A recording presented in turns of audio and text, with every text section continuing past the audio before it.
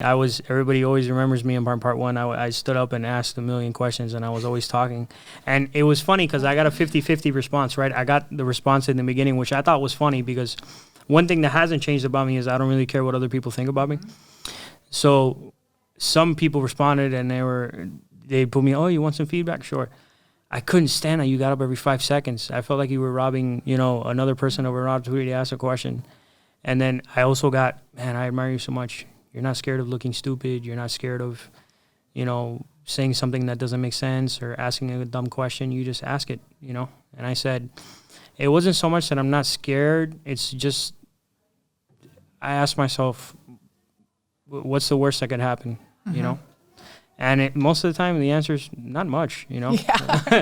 The worst thing that could happen is pretty much nothing. Yeah. By asking a question, Well, it's funny you think back to that. I think about that experience when people said things to me in the beginning, and it was ironic because as many people that said, I love your short hair, that many people said I don't like your short hair. And so what do you think that tells us when you get like a 50-50 split? It's like, it tells me who fucking cares. like who cares what people say? Seriously. Yeah. Because what one person will love about you, someone else is going to hate about you. Yeah. And it's always an inside job. So if you do you whatever that looks like for you. And so clearly I'm still sporting the short hair. So you do what you want, what I mean? And life is short, Yeah, life is too short to stress over what other people are thinking. Now, that doesn't mean that feedback is important. I mean, of course. Feedback is such a critical part of the programming because, and the trainer you had, I love it. He says, one person calls you an ass. So what? 2 people, coincidence, 3 people buy a saddle. You're an ass. And I live by that. Like if I hear one, if I'm out there throughout my day and, everybody I run into is an asshole, what's the common denominator there? It's me. And I check in and be like, all right, something's wrong. For sure. Something's inside of me that has me seeing the world in this negative light. So let's go back and work on that. But for the most part, that's where it ends. If someone's like, you can't do that, that doesn't make sense. That's not actually feedback. Feedback is my experience of you. Right. Is not, I don't like your hair. I don't like your hair is just your opinion. But my experience of you, like, you talk too much. I get that feedback all the time. Good thing we're on a podcast. Right. We got to talk. Fill the whole hour. Yep. But that's feedback that, like, there are times where talking too much is ineffective. When I want to know something about somebody, I want to talk less, listen more. Right. And so that's a time when that feedback is important and I want to listen. And then there's other times, like when I'm in charge of a whole room of, how many people are in your group? 50? Yeah. 50 people in a room that I'm in charge of getting them, keeping them engaged, not entertained per se, but keeping them involved. Right. Then talking a lot makes a difference. For sure. I still want the pregnant pause, but for the most part, it's important that you keep people engaged. So like opinions aren't necessarily feedback, and feedback can resemble opinions in my experience. So I love, though, that people told you talk too much and other people told you didn't talk enough because, if you hadn't talked, someone would have told you they didn't think you were talking enough. Yeah, and exactly. You should stop talking. You know what I mean? Yeah. So. And it's funny. I even had, check this out, I had a friend who was in part 2 and he did ML with me as well, was Mervin. At first, he said, I hated you, man. I thought you were this guy who's just this egotistical guy who wanted to boss people around. And by the end of it, I realized I didn't like you because you represented everything I'm not. Yeah. You have the guts to go out there and say what's on your mind and lead people and push them to get uncomfortable and do the things they don't want to do. And that's why I didn't like you. It wasn't because of the person you are. It's because of the person I'm not. Yeah. And it's so funny how when you're willing to observe, you see these things and you realize these things you wouldn't realize otherwise. I'll tell you another example. The other day, I was in traffic, right, at a red light, and I see these 2 people like getting into an argument in the corner. And the guy was like, I guess he was trying to sell him some oranges or something. And there was this other guy trying to beg for change. And I looked at the 2, and I just had this thought all of a sudden. I was like, here's 2 people standing on a corner, and they decided to do totally different things with their life. Mm-hmm. Right? And then I thought to myself, life is choices. If he would choose to sell oranges instead of beg for money, what would his life look like? And if he would have chosen to beg for money, so it made me think like life is really choices, Yeah. And that's all from looking at someone in the corner. I know I'm getting too philosophical. I know you're fine. You're fine. I get it. But that happens to me all the time now, and a big part of it was gratitude. Yeah. You know, like just from observing, because I did obviously understand that I'm a loud personality, and, you know. So sometimes when I tone, for instance, in the mornings now when I drive to work, I don't listen to the radio or anything. I just have it shut off, and I let my brain just do its thing, you know. And I've learned to be more observant. Because when you observe and when you listen to the world, there's a lot to learn. You know? Yeah, I think that that's the key. Silence. You know, there's so much that happens in the silence, and myself. Let me speak for myself. I am uncomfortable with silence because the silence is the unknown, and when I consciously choose silence, it's amazing to me the thoughts that come to mind and the streams of them. And I have a meditation that I do, and it's called silent meditation. Sometimes it's called contemplative prayer in the Catholic tradition. Different people call it different things. But the thing about it is that it really is just letting those thoughts run through you and not attaching to them. And you do it for 20 minutes twice a day. If you're really busy, 3 times a day, right? And all it is it's like getting past the monkey mind to this other point, because those thoughts are. You ever try to stop a thought?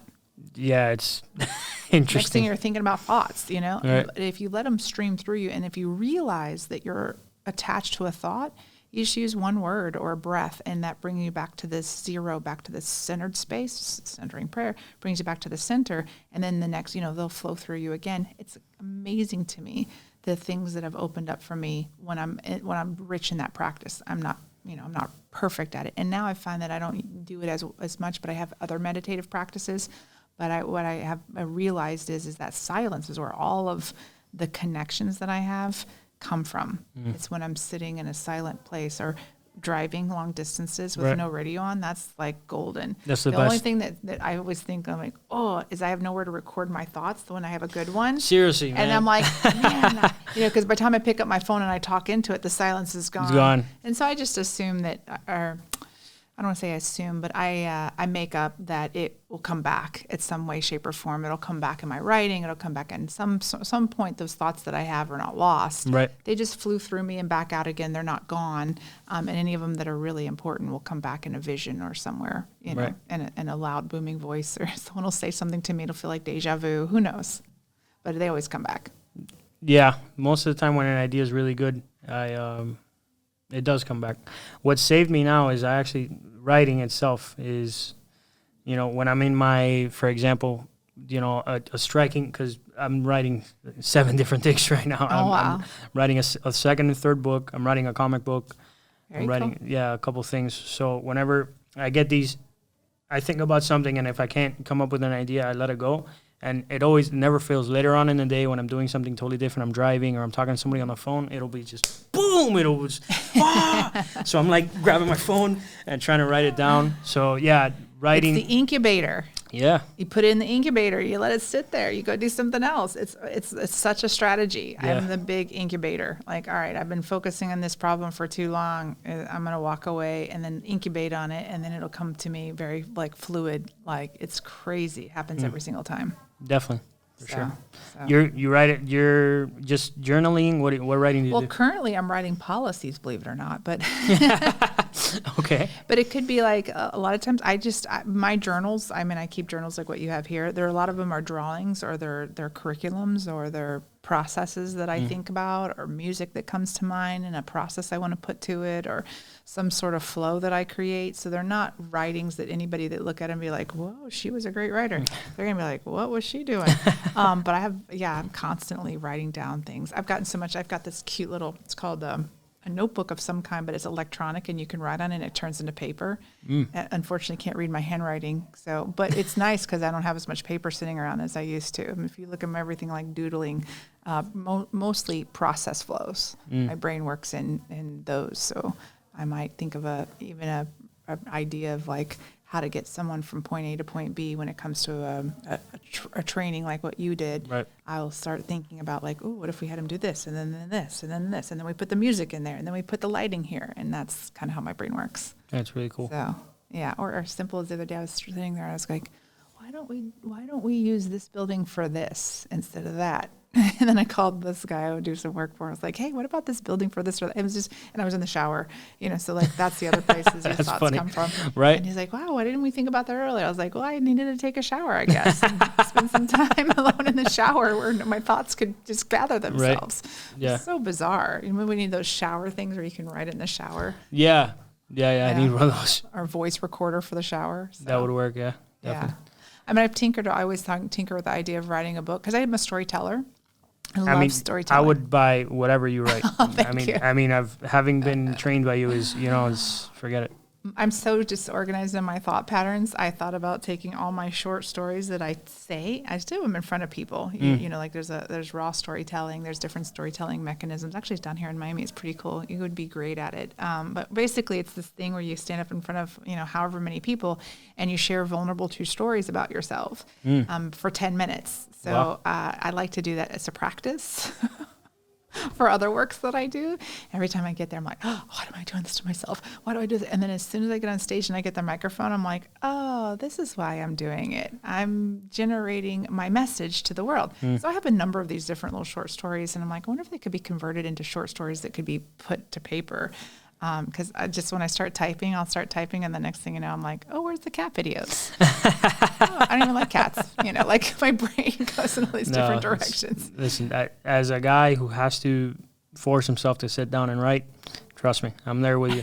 I'm there today. I was writing something, and then all of a sudden I posted a reel this morning of the last episode I dropped on YouTube, and it's 2,000 views in 2 hours. Oh, that's great! And then I'm there liking all the comments and trying to respond to everybody.